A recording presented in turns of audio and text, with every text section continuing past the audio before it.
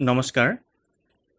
সমল সফুৰাৰ সন্মানীয় শ্ৰোতা দৰ্শক মণ্ডলী, আমি আপোনালোকৰ বাবে আগবঢ়াবলৈ লৈছোঁ এই বৰ্ষৰ হাইস্কুল শিক্ষান্ত পৰীক্ষাত অসমৰ ভিতৰতে প্ৰথম স্থান লাভ কৰিবলৈ সক্ষম হোৱা দৰঙৰ বৰমপুৰ জাতীয় বিদ্যালয়ৰ কৃতিমান ছাত্ৰ ধৃতিৰাজ বাস্তৱ কলিতাৰ সৈতে এক অন্তৰংগ আলাপ।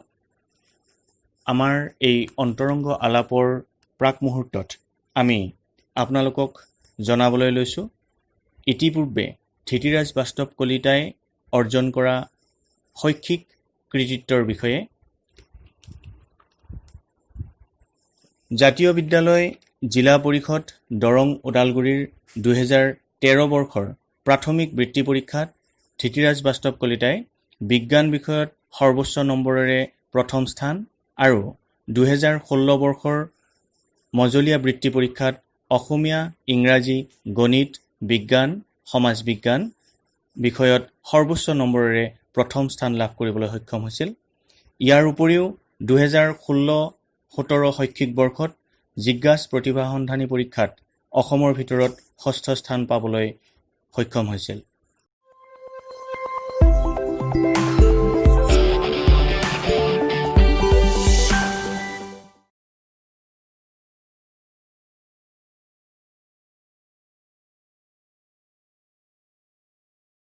নমস্কাৰ, আপোনালোক সকলোকে সমল সফুৰা ইউটিউব চেনেললৈ আমি স্বাগতম জনাইছোঁ। আপোনালোকে ইতিমধ্যে গম পাইছে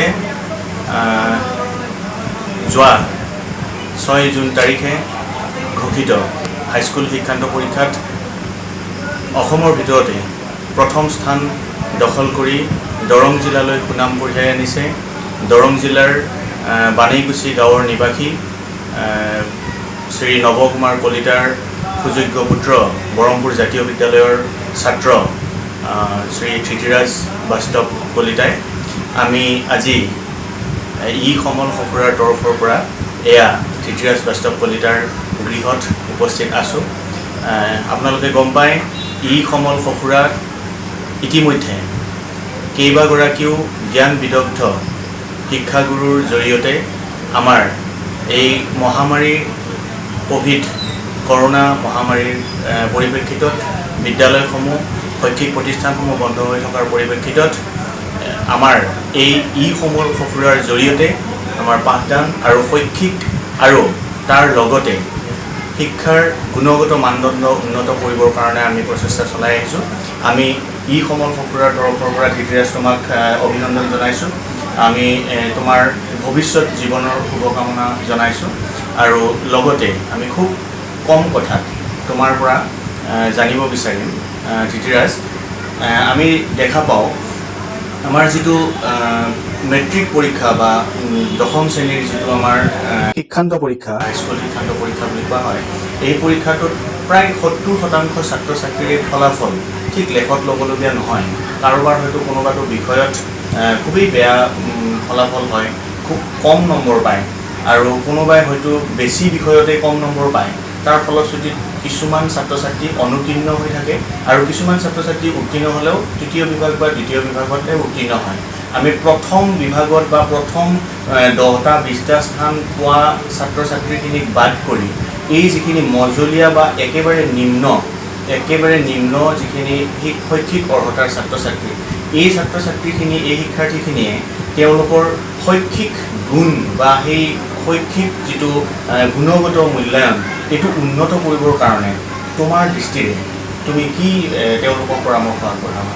মই তেওঁলোকক সকলোলৈকে প্ৰথমে এনে বাৰ্তা দিব বিচাৰিছোঁ যে হাইস্কুল শিক্ষান্ত পৰীক্ষা এই আমাৰ শৈক্ষিক জীৱনৰ প্ৰথমখন দেওনা আৰু গতিকে তেওঁলোকে এই ফলাফলক লৈ হতাশ হোৱাৰ কোনো যুক্তি নাথাকে আৰু যিহেতু এই পৰীক্ষাই গোটেই জীৱনটো নিৰ্ণয় কৰাৰ তথাপি জীৱনৰ গতিপথে নিৰ্ণয় কৰে, গতিকে তেওঁলোকে ইয়াৰ পিছতো কষ্ট কৰিলে ভাল ফলাফল লাভ কৰিব। আৰু মই প্ৰথমে তেখেতসকললৈ আহ্বান জনাব বিচাৰিছোঁ যিসকল মজলীয়া মধ্যম শৈক্ষিক দিশত মধ্যম ল'ৰা ছোৱালী, তেওঁলোক মোৰ ভাই ভণ্টিৰ দৰে আৰু তেওঁলোকলৈ মই অনুৰোধ জনাব বিচাৰিছোঁ যাতে তেওঁলোকে সকলো বিষয় সমানে অধ্যয়ন কৰে আৰু বিশেষকৈ ইংৰাজী আৰু অসমীয়া আৰু সমাজ বিজ্ঞান এই তিনিটা বিষয় বহুতো ছাত্ৰ ছাত্ৰীয়ে কিছুমানে হয়তো সহজ বুলি নপঢ়ে আৰু কিছুমানে হয়তো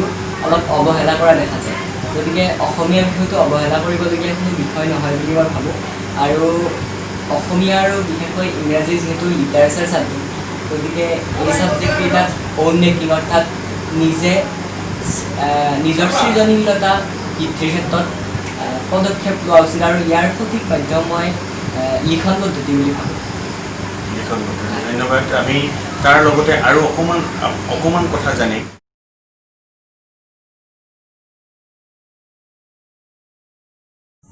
Save nature for us. আমাৰ বাবে এই প্ৰকৃতি বচাও। আমাৰ বাবে এই প্ৰকৃতি বচাও। আমাৰ বাবে প্ৰকৃতি বচাও।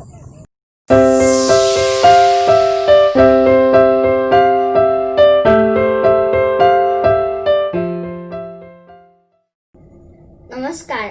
বিশ্ব পৰিৱেশ দিৱস উপলক্ষে আমি শিশুসকলে প্ৰকৃতি বিষয়ক এখনি চুটি চলচ্চিত্ৰ নিৰ্মাণ কৰি উলিয়াইছোঁ, যাৰ নাম হৈছে আমাৰ বাবে প্ৰকৃতি বচাও। আমাৰ দৰে উঠি অহা নৱপ্ৰজন্মৰ বাবে প্ৰকৃতিৰ বৰ্তমানৰ এই ৰূপটোকে ধৰি ৰাখিবলৈ আপোনালোক অগ্ৰজসকলেই গুৰি বঠা ধৰিব লাগিব। যদি আপোনালোকে আমাক সঁচাকৈ ভাল পায় তেনেহ'লে আহক আমি সকলোৱে প্ৰকৃতিখন ৰক্ষা কৰোঁ। Save nature for us. আমাৰ বাবে প্ৰকৃতি বচাও।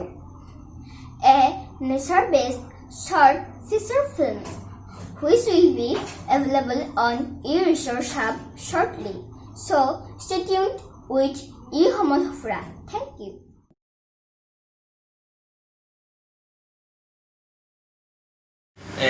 সচৰাচৰ দেখা যায় এই যিকোনো বিষয়তে শিক্ষাৰ্থী এজনে তেওঁ খুব কঠোৰ পৰিশ্ৰম কৰে, তেওঁ খুব পঢ়ে, কিন্তু শেষত গৈ যেতিয়া পৰীক্ষাৰ সময়ত লিখিব লাগে প্ৰশ্নটোৱে যিটো বিচাৰিছে, ঠিক আমি অসমীয়া বিষয়টোৰ কথাই ধৰিলোঁ। এই বছৰৰ পৰীক্ষাত আমি দেখিছোঁ কিছুমান শিক্ষাৰ্থীয়ে অসমীয়া বিষয়টোত বহুত কম নম্বৰ পাইছে, যাৰ ফলত তেওঁৰ সামগ্ৰিকভাৱে ৰিজাল্টটো খুব আশাপ্ৰদ নহ'ল। গতিকে তেওঁলোকে পঢ়ে, কিন্তু পঢ়াৰ হিচাপত তেওঁলোকৰ সেই যিটো কোৱালিটি, সেই যিটো গুণ পৰীক্ষাৰ সময়ত লিখিবৰ সময়ত বা তেওঁলোকৰ মগজুৰ পৰা সেইখিনি বস্তু লিপিবদ্ধ কৰিবলৈ তেওঁলোক অপাৰগ হয়। এই ক্ষেত্ৰত আমি জানো কিছু কথা লেংগুৱেজত অসমীয়াই হওক বা ইংৰাজীতেই হওক আমাৰ যিটো পৰিপাটি চিজিল বা ডিচিপ্লিন বুলি আমি যিটো কওঁ, তাতো কিছু নম্বৰ পোৱাৰ ব্যৱস্থা থাকে ভালকৈ লিখিলে, বা কোনো এটা প্ৰশ্নত যিখিনি বিচাৰিছে সেই বিচৰা কথাখিনিকেই লিখিলে নহয় আৰু অকণমান তাতকৈ ওপৰিঞ্চি লিখিব পাৰিলে ভাল। গতিকে এনেকুৱা ক্ষেত্ৰত তুমি কেনেকুৱা ধৰণে গোটেইকেইটা বিষয়ৰ প্ৰশ্নৰ উত্তৰবিলাক কৰোঁতে তুমি কেনেকৈ লিখিছিলা যে য'ত তুমি তিনিটা বিষয়ত সম্পূৰ্ণ 100 নম্বৰৰ ভিতৰত 100 নম্বৰে পাইছিলা? সেইখিনি সম্পৰ্কে অকণমান কোৱা। মই ভাবোঁ যে বিশেষকৈ অসমীয়া আৰু ইংৰাজী বিষয়ত বা সমাজ বিজ্ঞান বিষয়তো কোনো প্ৰশ্নৰ উত্তৰ মুখস্থ কৰাতকৈ আয়ত্ত কৰিলে পৰীক্ষাত উপস্থাপন কৰাত অধিক সহজ হয়। আৰু সদায় প্ৰশ্ন কাকতৰ উত্তৰ কৰোঁতে প্ৰশ্নটোৱে কি বিচাৰিছে তাক 100 বাৰ ভাবি চোৱা উচিত, নহ'লে 5 বা 4 নম্বৰ এটা হঠাৎ গুচি যাব পাৰে আৰু নভবাকৈ গুচি যাব পাৰে আৰু তাৰ লগতে সময়ো অপব্যয় হ'ব। গতিকে প্ৰশ্নটো লাগিলে 2-3 বাৰ বা 4 বাৰ লাগিলে তাতোকৈ বেছি পঢ়ি প্ৰশ্নটোৱে কি উত্তৰ বিচাৰিছে তাক ভালদৰে আয়ত্ত কৰি লোৱা উচিত আৰু তাৰ পিছত মনৰ পৰা জুকিয়াই চোৱা উচিত কি লিখিব লাগিব। আৰু তাতো এটা কথা সোমাই থাকে যে কেনেদৰে প্ৰকাশ কৰিব লাগিব। বিশেষকৈ অসমীয়া আৰু ইংৰাজী বিষয়ত সানি কুটুকি লিখিলে নম্বৰ কমাৰ চান্স থাকে, আৰু গতিকে মনতে এবাৰ জুকিয়াই লৈ এটা ক্ৰমত লিখিলে নম্বৰ পোৱাত অধিক সুবিধা।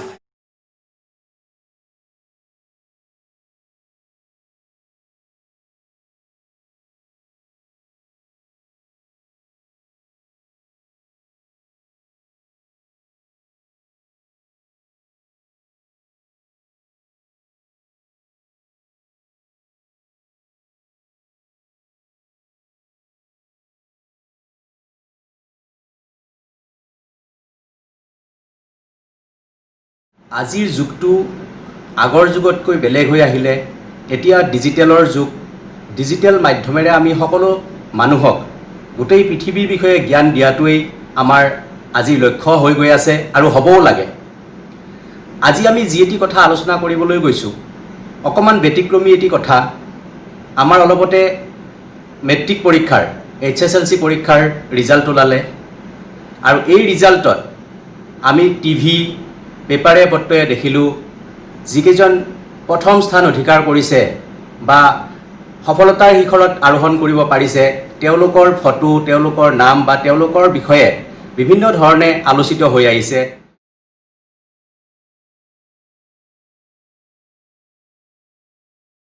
ছাত্ৰ বা ছাত্ৰীগৰাকীৰ আগ্ৰহৰ বিৰুদ্ধে গৈ কোনো ষ্ট্ৰীম জোৰপূৰ্বক জাপি দিব নালাগে।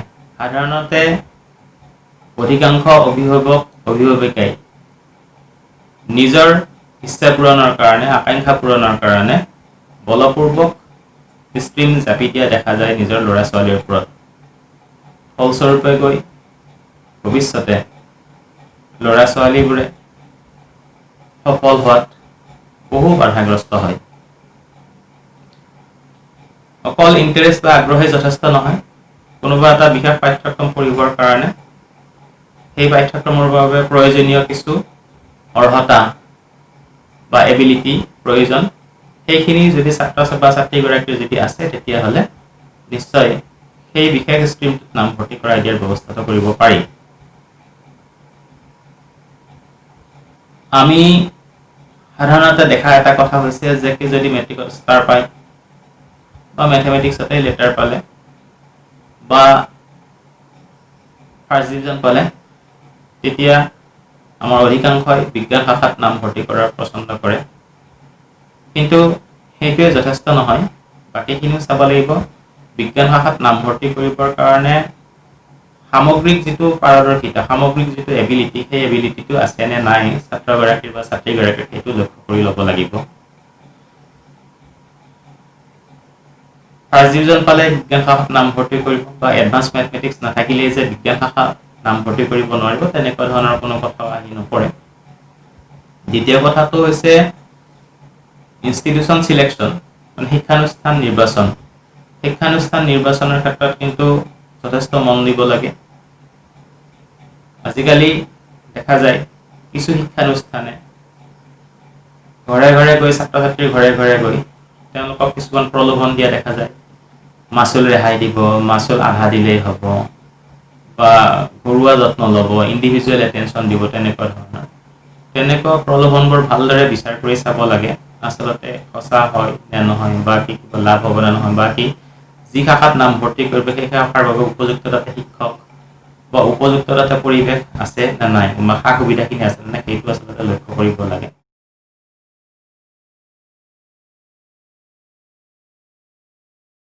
যে ইংৰাজী দেখাৰ কথা আছে। Most people fail not because of lack of knowledge and intelligence, but fail because of lack of desire, direction and discipline. গতিকে পৃথিৱীত বেছিভাগ ছাত্ৰ ছাত্ৰীয়ে প্ৰথমটো পৰীক্ষাত সফল হয় বা ভাল ফল লাভ কৰিবৰ কাৰণে সক্ষম হয়, কিন্তু পৰৱৰ্তী সময়ত তেওঁলোকৰ বেছিভাগে হয়তো নিজৰ যিটো অভিলাষী ইচ্ছা বা যিটো তেওঁলোকৰ যিটো উদ্দেশ্য বা লক্ষ্য তাত হয়তো উপনীত হোৱাত কিছু পৰিমাণে সফল হ'ব নোৱাৰে। ইয়াৰ প্ৰধান কাৰণটো হ'ল যে আমাৰ এই সকলোবিলাক ছাত্ৰ ছাত্ৰীৰে পৃথিৱীৰ তেওঁলোকৰ এই যে অকৃতকাৰ্য হয়, ইয়াৰ কাৰণটো এইটো নহয় যে তেওঁলোকৰ মেধা বা প্ৰতিভা বুদ্ধিমত্তাৰ অভাৱ। সকলো ছাত্ৰ ছাত্ৰীৰে কম বেছি পৰিমাণে মেধা, বুদ্ধিমত্তা বা প্ৰতিভা আছে, কিন্তু এই চাৰিটা কাৰণত এটা হ'ল ডিজায়াৰ, ইচ্ছা বা আগ্ৰহ, ডেডিকেশ্যন, আত্মসমৰ্পণ বা নিজকে উচৰ্গা কৰা, ডিৰেকশ্যন যিটো সঠিক পথ নিৰ্দেশনা, আৰু ডিচিপ্লিন যিটো অনুশাসন। এই চাৰিটা বস্তুৰ অভাৱত ছাত্ৰ ছাত্ৰীসকলে কি হয় যে নিজৰ উদ্দেশ্যত উপনীত হ'ব নোৱাৰে।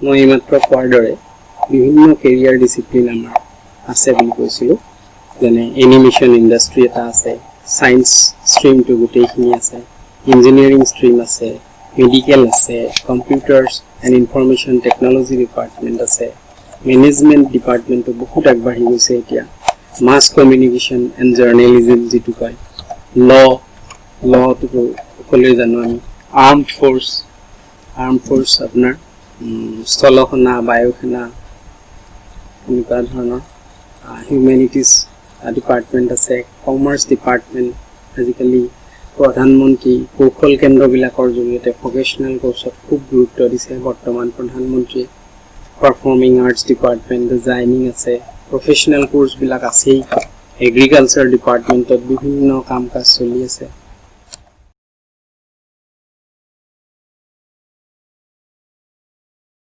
ধন্যবাদ। আমি শেষ কৰিম আজিৰ আমাৰ কথোপকথনটো আমি শেষ কৰিম। তাৰ আগতে মই শেষৰ প্ৰশ্নটো কৰিছোঁ।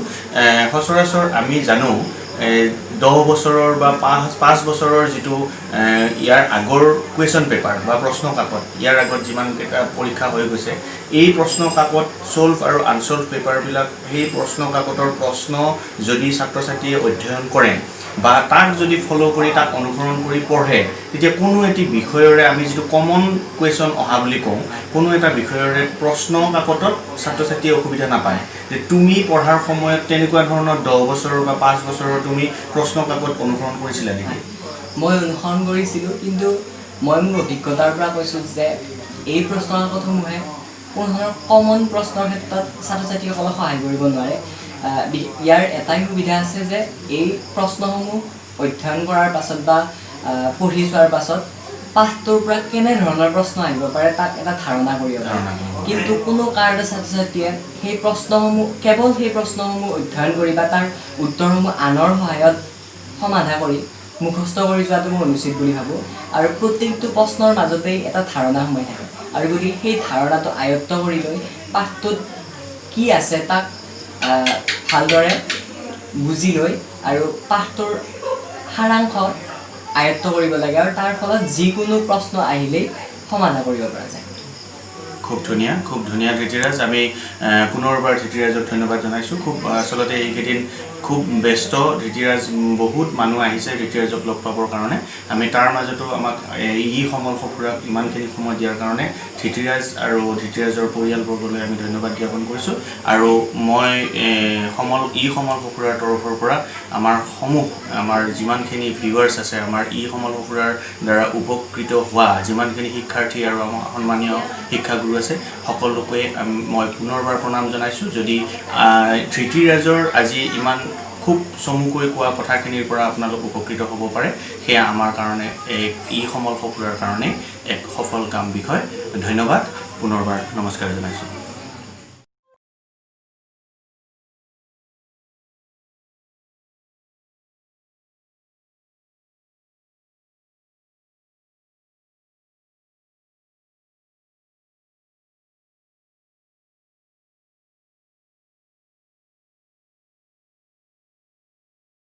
তোমাৰ কথাটো হ'ল এতিয়া তোমালোকৰ স্কুলত যিহেতু হেৰি কৰিলে, ৰিজাল্টটো হৈ গ'ল, আৰু তোমালোকৰ আৰু কোন আছিলে? বেদান্ত শৰ্মাৰ কিমান থাকিলে পাৰ্চেণ্টেজ? 88। ঠিক আছে। তুমি আকৌ ক্লাছৰ কিমান নম্বৰত আছিলা? মানে এনে ইন জেনেৰেল তৃতীয় স্থান এজে হ'ল তৃতীয় স্থান। আৰু দ্বিতীয় স্থানত কোন আছিলে নি? দেৱাশিষৰ ঘৰ ক'ত? ওচৰত এই দেৱাশিষ। ঠিক আছে, দেৱাশিষ। এতিয়া কথা হ'ল তুমি এইখিনি মাজতে তুমি তৃতীয় স্থান মানে কি 8ৰ পৰাই আছিলা? 8ৰ পৰাই তুমি তৃতীয় স্থান আছিলা, কিন্তু তুমি এতিয়া যে হঠাৎ টপত আহিলা, কেনেকৈ আহিলা? মানে তোমাৰ এইটো মানে এইটো ৰহস্যটো কি? মানে এইটো যদি ৰহস্যটো কি? তুমি যে ফটককৈ তাৰমানে ইমান দিনে তুমি তৃতীয় স্থানত থাকিলা, কিন্তু তুমি হঠাৎ তুমি ইয়াত দুটাকে মানে তুমি পিছ পেলাই তুমি মানে কাছ আৰু শহাৰ নিচিনা হৈ গ'ল। ভাবিলে তাৰমানে হেৰি কৰিলে, কাছনো ক'ত পাৰিব, তাৰপিছত বাকীবিলাকে টোপনি মাৰি গ'ল, তুমি মানে আগবাঢ়ি গ'লা। সেইটো ভালে হৈছে। সেইটো হৈছে নে কি হৈছে তোমাৰ?